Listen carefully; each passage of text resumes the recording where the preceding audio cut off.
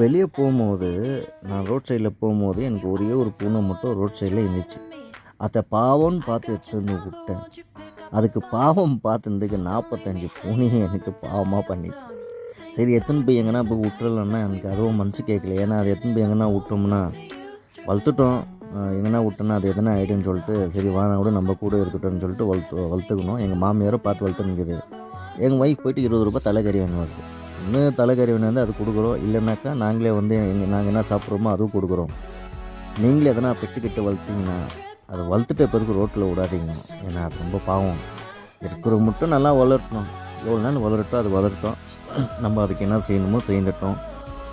Main இன்னொரு விஷயம் சொல்ல போகிறோன்னாக்கா, வீட்டில் ஒருத்தர் நம்ம வளர்த்துட்டு ஒரு சைடில் வந்து விட்டார். அது ரோட் சைடில் பயங்கரமாகிடுச்சு. அதையும் நாங்கள் கூட்டின்னு வந்து வளர்த்துருந்தோம். அது இந்த சைடில் எங்கே இருக்குதுன்னு தெரியுங்களா, அந்த ப்ரௌன் ஃபுல் ப்ரௌன்